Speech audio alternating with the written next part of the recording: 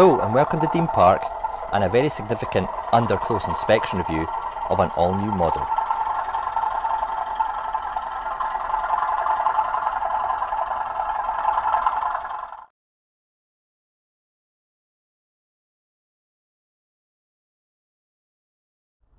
Bachmann surprised most of us when they announced a brand new tooling of the iconic British Railways Class 37 locomotive. The current Bachmann 37 dates back to the early 2000s, and with the advances in today's tooling and electronic capabilities, it was really crying out for an upgrade. While a good overall model, there were some glaring issues with it, which hopefully Bachmann have corrected with this new model.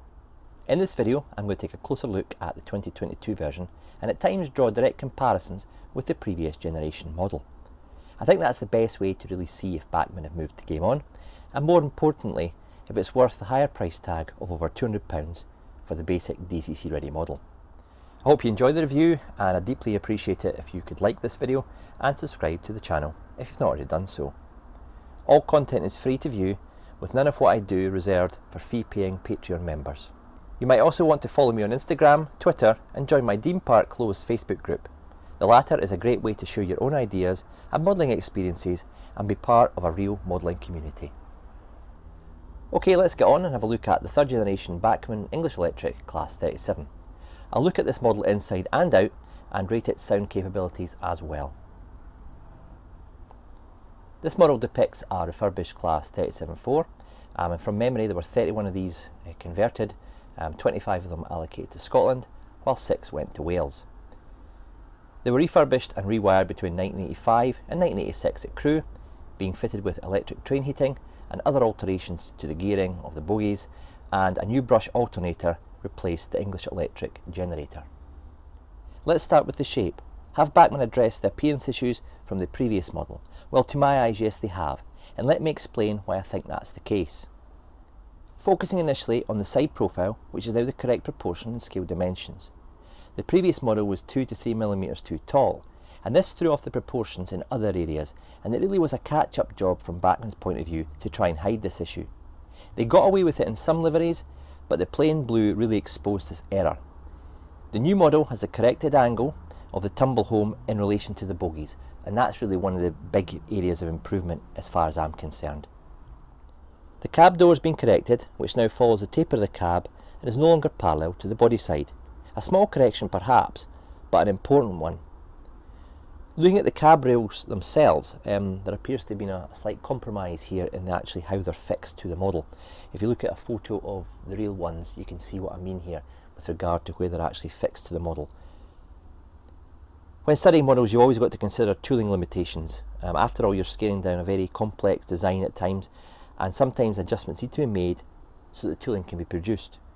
Looking at the two versions side by side, you can see an improvement in the proportions of the new tooling. It just looks more authentic, and it sits on its bogies a lot better as well, which was an issue with the previous generation because there is a gap between the tumble home and the top of the bogie there. Moving on to the roof, we really have an impressive level of detail, both separately fitted and moulded, which accurately depicts this particular locomotive. The roof fan grille is superb, and it's made up of a kind of woven mesh etching, which allows a very nice view of the single fan underneath. The fan keeper plate on the top is moulded and probably as thin as you could get if you were making it out of plastic. It's not perfect, and some modellers could replace this for an etched part. However, I don't see the point of hacking parts of a perfectly good model to make minute detail changes like this. I really think it looks good as it is. On this SoundFit Deluxe model, the fan operates. In the mid-1980s, thermostatic fans were fitted so that they can cut in and out as they were needed to cool the loco. Prior to this, the fans were operated continually. I'd assume that Bachmann will include this particular variation regarding on the subclass of loco that they release. Bachmann have made a big play on the various roof configurations of this newly tooled model. This is the 37 subclass 4 and is therefore correctly configured.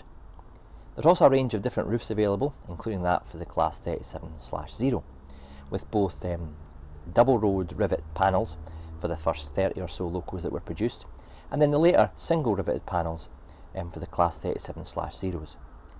As I've said, this particular model has the correct panel configuration for this particular Class 37/4.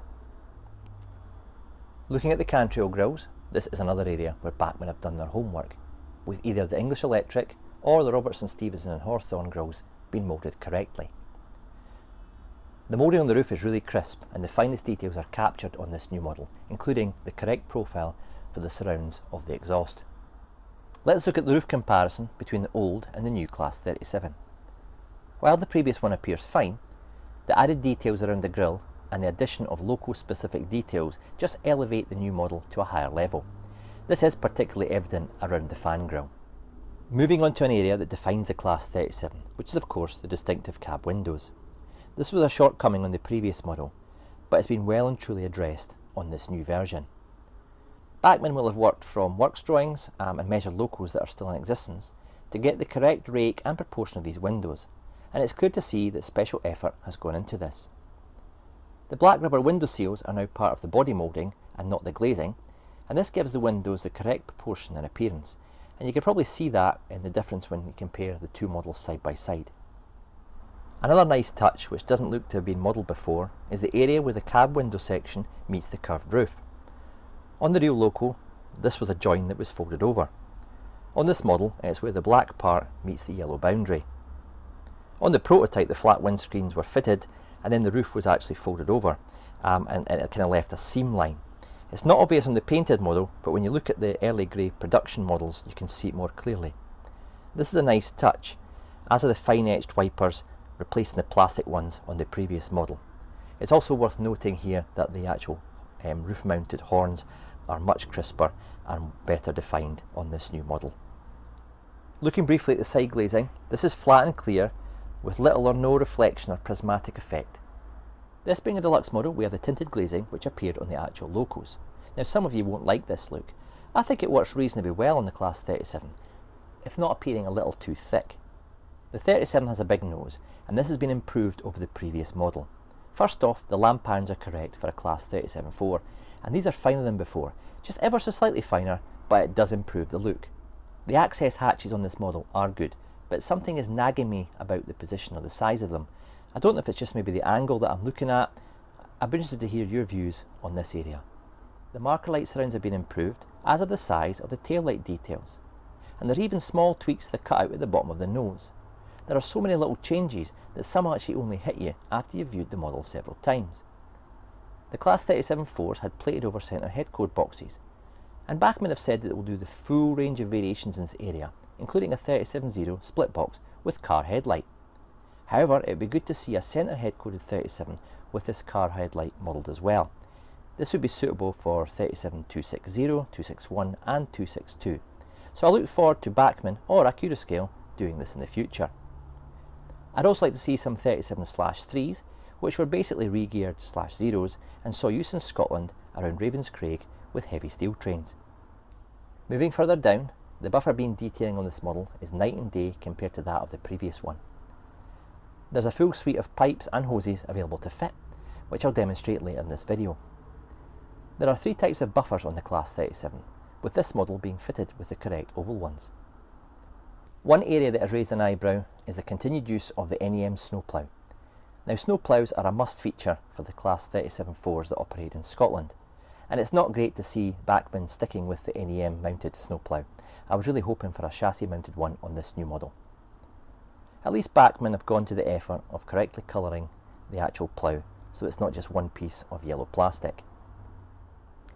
Many modellers may wish to fit etched chassis mounted ploughs to their Class 37, and I suppose this is an option, but space for this is tight. On the Class 37 there isn't much of an overhang, say compared to a Class 25, so I can maybe see why Bachmann opted for the Nem plough. I suppose some good old fashioned modelling with an etched plough will improve the look in this area. Finally, looking at the sandbox filler in relation to the detail and side grills. It appears here as if the filler sits a little too deep. If you look at the picture on the screen now, you might get an idea of what I'm trying to explain. It's from this angle that you can see the seam line for using different nose configurations. It's tighter than the old model, but as I said in my Accurascale Deltic review, every model has seam lines, as it's part of the injection moulding process when using interchangeable sections. Moving to the cab, this is a massive improvement on the very basic appearance of the last model. It has a lower profile floor, but not a full profile, as this would be impossible to achieve on the Class 37, as the gearbox and drivetrain are directly underneath it. I believe that all cab variations will be covered for the range of Class 37s that were built, making each one accurate to the prototype. It's great to see this extra detail being added, but it's just a pity you can't see easily through the characteristic curved windows of the Class 37. The cabs are lit too, which is a nice, if not commonly used function. A big play has been made surrounding the bogies and underframe on this new model, and why not, as this was an area that really let the last model down. The new model nails it in this area. The bogies have a fuller relief and the loco sits much better on these. Both cast and fabricated bogies will be offered depending on the loco depicted, along with the fitting of bogie handbrake chains. These feel robust and are attached to the chassis, not the body, making the removal of the shell easier. At the number 2 end we even have the RevTel axle speed sensor attached to the middle axle. This was found on refurbished alternator fitted locos, but not all of them. The fuel tanks have a wide variety of configurations available, and for those of you who watched the Bachmann announcement, they really have gone to town in this area. This 37/4 is fitted with twin tanks and with a gauge on the left hand side tank, and this is repeated on the other side of the loco. Removing the body is easily done by removing 8 small screws. It's certainly a lot less hassle than the old model, which had 4 small screws at each corner of the chassis, which used to get in the way of the sprung buffers. Under the skin we have a large zinc alloy block which gives the loco its weight and will aid traction. The bogie towers are also made from this alloy. This model has all-wheel pickup and drive, which is powered by a 5-pole motor.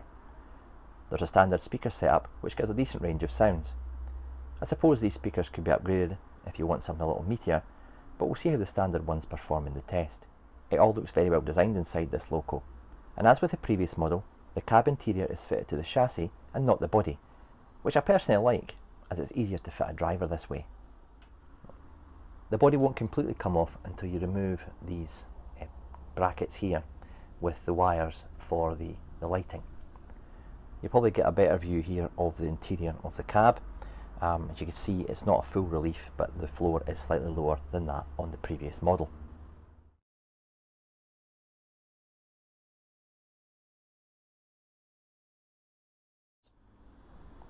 Right, time for the test, and usual rules apply here. I'll run it around the layout over point work, crossings, inclines and all track work, and sometimes at toy-like speeds. I'll then report back and rate this model. I'll also be sampling this new Plux Zemo MS decoder and using some of the lighting and sound functions available.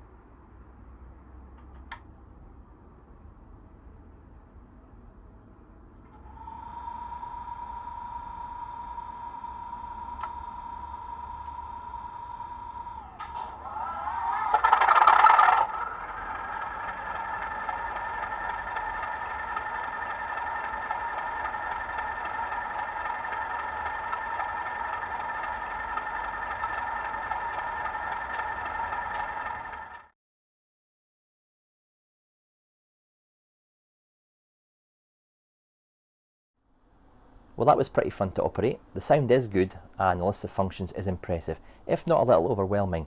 You really have too many functions to choose from. One issue I did have with the sound straight out of the box is that the speaker tends to struggle with the volume, echoing and reverberating inside the body. So I turned the actual volume down and it seemed to work a little bit better. The model has the correct alternator startup for 37.4s and really did sound throaty upon the startup. It's very drivable, however it's designed to be driven like the real thing, so you just can't put the sound off and on and then expect the loco to respond. The Zemo decoder really is a pretty complex bit of technology, and it actually explains how to operate the sound on the box, saying that you must select F1 before moving. If you don't, then it may require a restart or a reset by removing the loco from the track, which will obviously reset the decoder. The playable brake function F2 is very responsive, and I think it's better than the one that's fitted on the Bachmann Class 47. What I don't like about this particular loco is the horns. If you're a stationary on a slow speed run, the horn will be a kind of short toot. On a higher speed run, as you saw in one of the shots there, it's quite a long and prolonged horn tone. I'd like to maybe play with the CVs there to kind of alter that to make it more realistic, because I don't really want this kind of long-winded horn sound. But apart from that, it's pretty good. The model runs really well and smooth, and when it's without the sound, it's practically silent in operation. You'll have seen from some of the running shots the loco wearing the snowplows and then the pipework fitted at one end. I've already explained my reservations about the NEM plough, but I was prepared to give it a go. However, this is a truly awful piece of added detail. It sticks out far too far, and it's a case of pipes or plough, as the model can't handle both. I've passed my observations on to Bachmann and would urge them to look at this quickly. It's actually a step back from the previous model, as you can see with the model on the right hand side. Pipework and cables were easy to fit, however, thanks to the adequate sized holes for the detailing parts to be fitted into. Okay, looking at the overall rating, I think it's pretty fair with what I've awarded in each area.